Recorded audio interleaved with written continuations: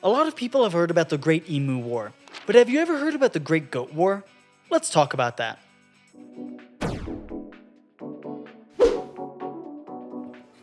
Imagine it.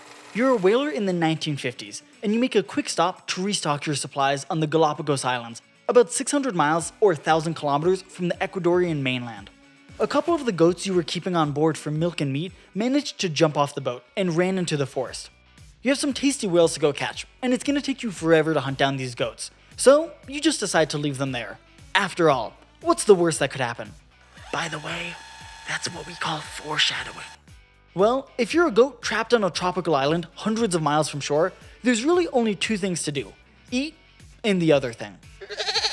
And trust me, they did plenty of both. So the goats got to doing their thing, and after 14 years, their population had bloomed to more than 30,000, and by the 90s, more than 250,000. Now remember earlier when we asked what's the worst that could happen? Well, the goats were eating more than 150,000 tons of vegetation a year, on an island the size of Rhode Island. This vegetation shortage was endangering several species on the island, most notably the famed Galapagos Tortoise. Not wanting to see a total collapse of the Galapagos ecosystem, Galapagoan ecosystem?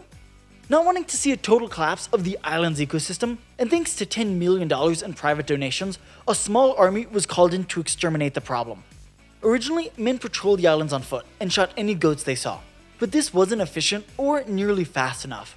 In an extreme case of escalation, they brought in helicopters to herd the goats into open fields, while armed sharpshooters sent them to Goat Jesus. This helped wipe out 90% of the goat population, but 10% of 250,000 goats is still a lot of goats. So they came up with another idea: a spy goat. Basically, they equipped goats with tracking devices and released them into the jungle. It turns out goats were a lot better at finding other goats than humans were. And so when one of these spy goats would find a herd, the shooters would track their position and kill all the goats except for Spy Goat, who'd then be released into the wild to do it all over again. Spy Goat marked a turning point in the Goat War, as they helped track down the last of their kind. After 9 years of goat bloodshed, in 2006, the Great Goat War was considered over and a massive victory for the humans. The lesson of the story? Sometimes conservation work is a lot more interesting than you'd expect, and a few invasive species today can turn into a huge problem tomorrow.